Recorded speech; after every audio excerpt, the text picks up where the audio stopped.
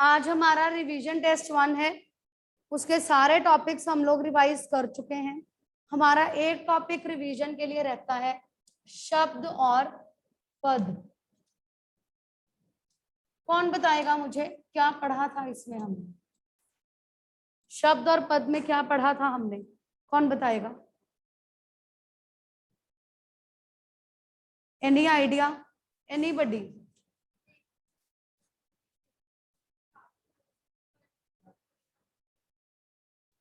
Okay, निरर्थक। और एक से अधिक पदों से बने सार्थक पद समूह को शब्द कहते हैं। ओके। पद जब कोई शब्द व्याकरण व्याकरण के नियमों में बन जाता है तो उसे पद बनाना। ओके, उसे पद कहते हैं। ठीक है। एक से अधिक वर्णों के मेल से बने सार्थक वर्ण समूह को शब्द कहते हैं। आपको एग्जाम में, टेस्ट में, किसी भी तरीके से एमसीक्यूज में पूछा जा सकता है। आपको शब्द पता होना चाहिए क्या है, पद पता होना चाहिए क्या है। ऊपर डेफिनेशन दी जा सकती है, नीचे आपको दिया जा सकता है इसको क्या कहते हैं। जैसे सार्थक वर्णों के मेल से या वर्णों के मेल से बने सार्थक वर्ण समूह को क्या कहते हैं? शब्द कहते हैं, पद कहते हैं, संज्ञा कहते हैं, इकाई कहते हैं, क्या कहते हैं? ठीक है। इस तरह से कुछ भी पूछा जा सकता है। आप लोगों को कॉन्सेप्ट क्लियर होना चाहिए। जरूरी नहीं है कि यही डेफिनेशन लिखी हो, वर्डिंग कुछ भी पूछी जा सकती है एग्जाम में। ठीक है, वर्डिंग कुछ भी हो सकती है, आपको कॉन्सेप्ट क्लियर होना चाहिए। और शब्द का कॉन्सेप्ट ये है कि कोई भी वर्ण है, हमें पता है अ से ज्ञ तक अलग अलग वर्ण है जिसमें स्वर हैं और व्यंजन हैं, जिसमें स्वर हैं और व्यंजन हैं। अलग अलग वर्ण हैं, स्वरों और व्यंजनों, यानी अलग अलग वर्णों। अब वर्ण को स्वर और व्यंजन भी काउंट करते हैं, स्वरों और व्यंजनों से वर्ण बनते हैं। अगर ऐसा कुछ लिखा आए तो वहां पर कंफ्यूज नहीं होना। ठीक है। दो या दो से अधिक वर्णों के मेल से जो सार्थक वर्ण समूह बनता है उसे शब्द कहते हैं। जैसे वर्ण तो बहुत सारे हैं, ठीक है, अलग अलग फैले हुए बहुत सारे वर्ण हैं, लेकिन जब वो आपस में मिलते हैं और सार्थक वर्ण समूह बनता है, वर्णों का ग्रुप बनता है जो सार्थक है, जिसका अर्थ है, ये एक ग्रुप ही है समझो। अलग अलग वर्ण लिखे हुए हैं, कोई मतलब है इसका? कोई मतलब नहीं। ठीक है। ये सार्थक कब होगा, इसका मतलब कब होगा? जब हम शब्द बना देते हैं। ठीक है, जब इनके अर्थ निकल आते हैं। सार्थक मतलब अर्थ सहित, सार्थक सार्थक अर्थ सहित, जिसका अर्थ हो। दो या दो से अधिक वर्णों के मेल से जब सार्थक वर्ण समूह बनता है उसे शब्द कहते हैं। हाँ जी, हाँ, अ आ ई इनकी मात्राएं नहीं होती, स्वर ही है वो। स्वर मतलब वर्ण, वर्णमाला में आते हैं। ठीक है, स्वरों की मात्राएं होती है ना, आ ई ऊ, स्वर हैं, उनकी मात्राएं। ठीक है, हुआ क्लियर? और यही शब्द जब वाक्य में प्रयुक्त हो जाते हैं तो वो पद बन जाते हैं। ठीक है, अगर मैंने लिख दिया हम कब जाएंगे, अगर मैंने हम और कब अलग अलग शब्द लिख रखे थे तो वो शब्द थे, वो शब्द थे। लेकिन जब मैंने इन शब्दों को एक वाक्य में लिख दिया तो ये पद बन गए, हम कब जाएंगे। अब ये शब्द नहीं है, अब ये पद बन गए, क्योंकि ये व्याकरण के नियम में बंध गए। ठीक है, क्योंकि इनका वाक्यों में प्रयोग हो गया।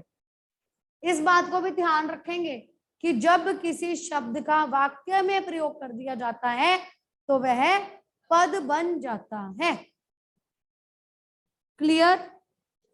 Any doubt? शब्द और पद में किसी को कोई डाउट? जरूरी नहीं है जो कॉपी में लिखी थी परिभाषा वही वहां लिखी हो।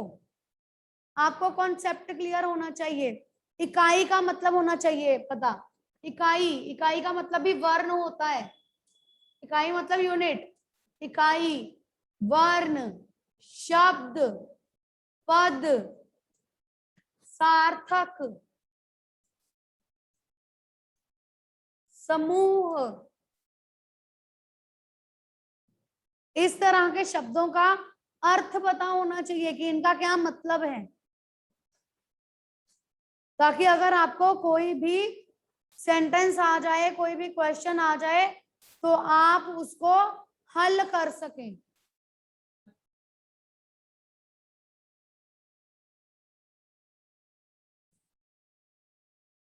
ओके?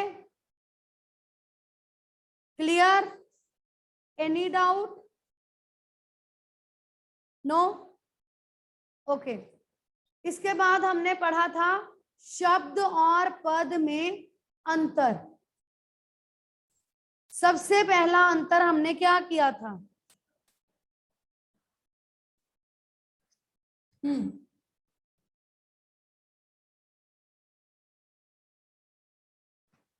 शब्द और पद में अंतर।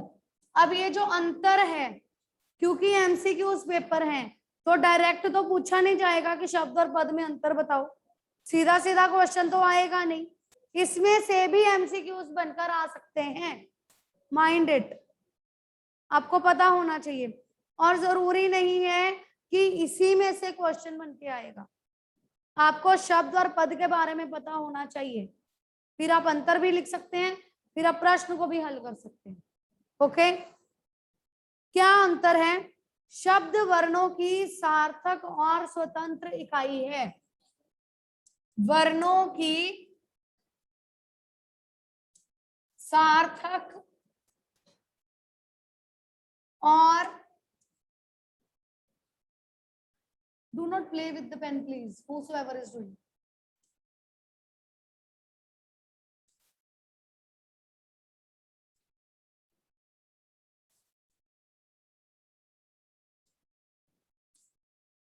वर्णों की सार्थक और स्वतंत्र इकाई बताने लगी। वर्णों की सार्थक और स्वतंत्र इकाई हमने पहले भी पढ़ा था कि वर्णों के सार्थक समूह को शब्द कहते हैं। ठीक है? इसका मतलब जिसका अर्थ है, वो वर्ण जब समूह बन गया जिसका अर्थ है वो शब्द है। दूसरी बात स्वतंत्र इकाई है। स्वतंत्र इकाई मतलब ये नियमों में नहीं बंधा हुआ, स्वतंत्र है।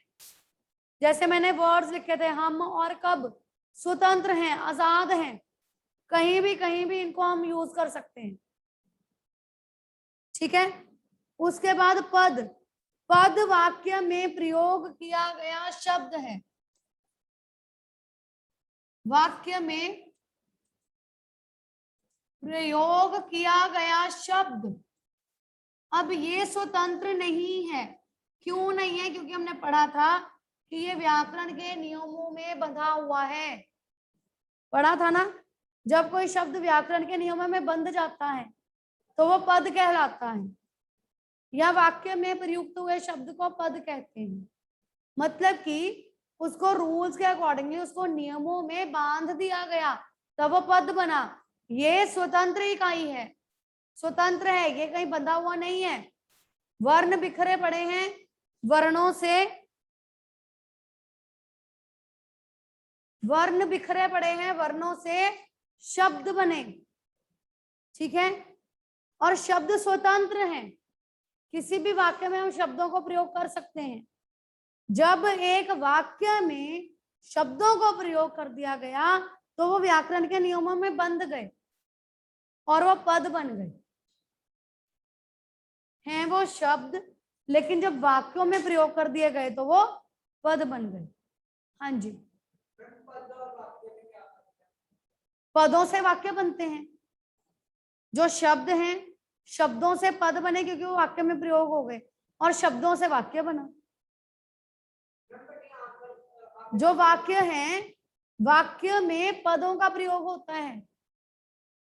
पद, हाँ जी,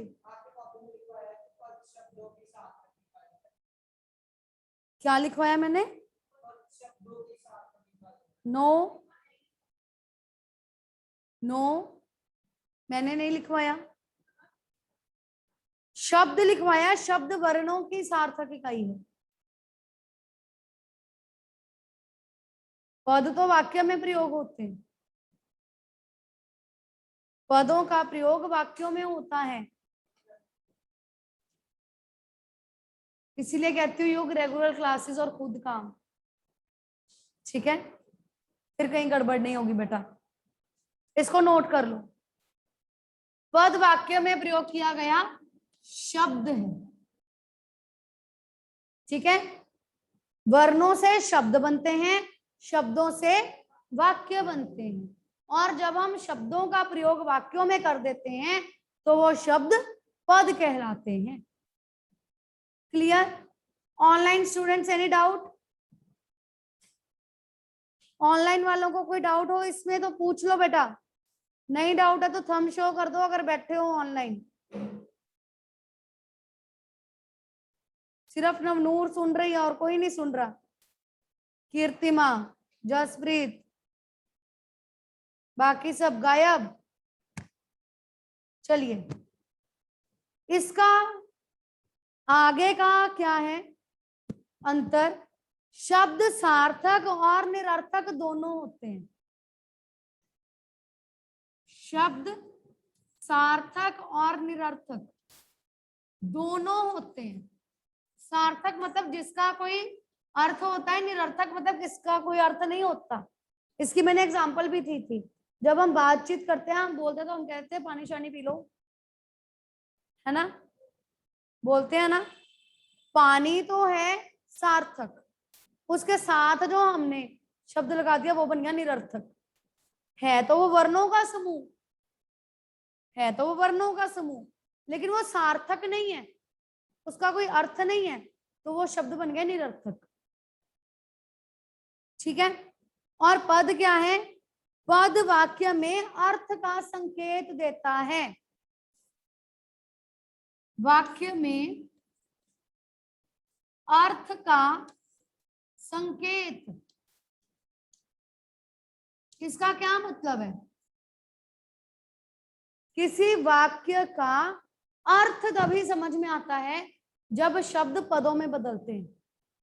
कोई पद होंगे उसमें तो ही वाक्य का अर्थ निकलेगा। पद निरर्थक नहीं होते, पद सार्थक होते हैं और वाक्य का अर्थ समझाते हैं।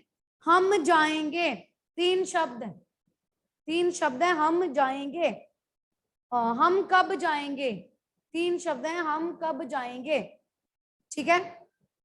जब हमने इनको एक वाक्य में लिख दिया, हम अलग पड़ा है, कब अलग पड़ा है, जाएंगे अलग पड़ा है तो वो सार्थक शब्द लेकिन अलग अलग है।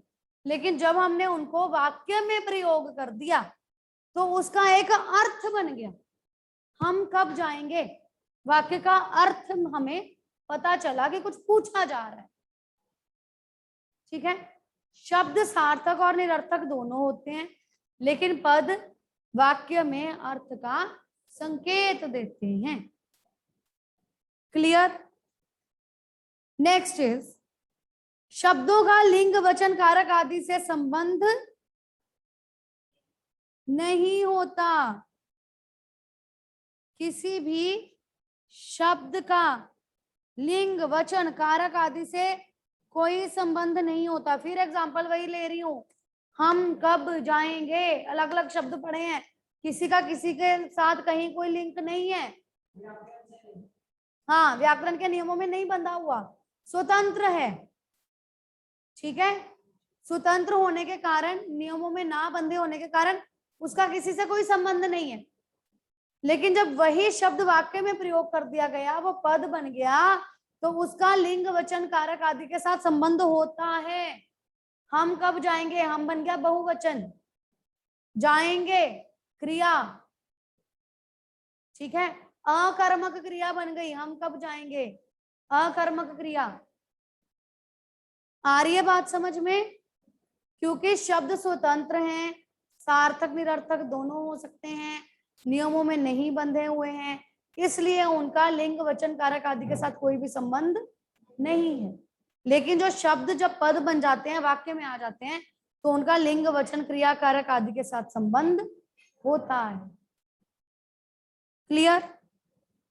किसी को कोई डाउट यहां तक? Online students, any doubt? Any doubt online students?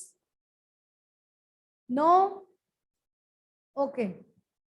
Next is शब्द का व्याकरणिक परिचय नहीं होता।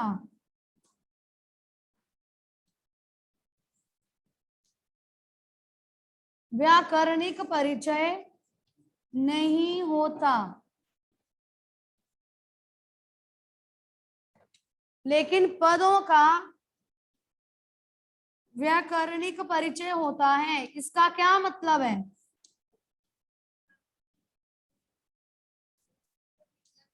हाँ,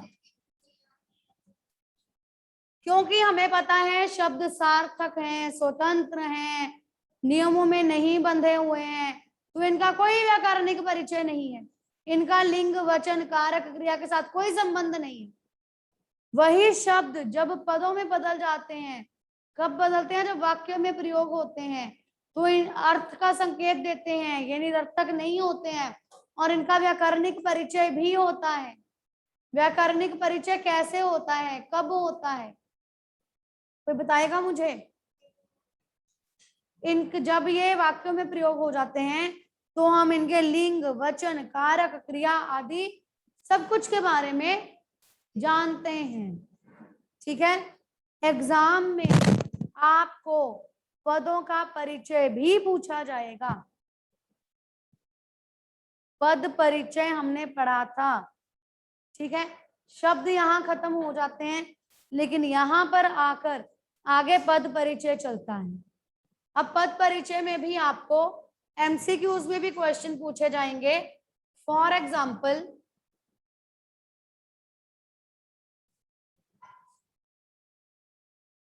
वे लिख रहे थे।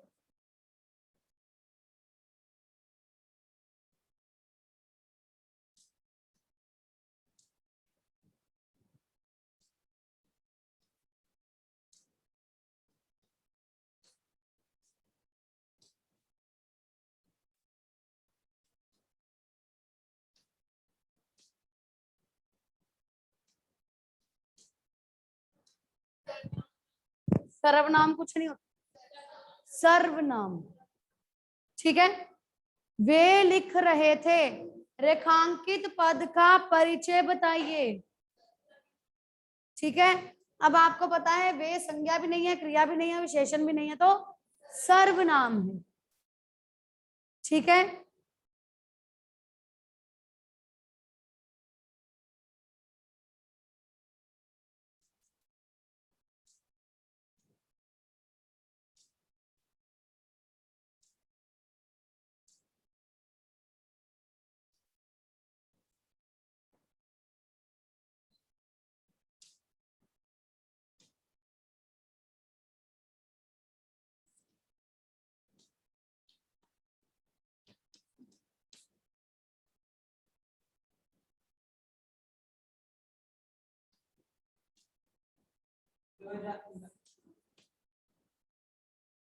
अगर मैंने यहाँ पर जातिवाचक नाम साथ सर्वनाम लिख दिया होता तो बिना प्रश्न देखे, बिना प्रश्न पढ़े कोई उत्तर नहीं देना कभी भी। ठीक है,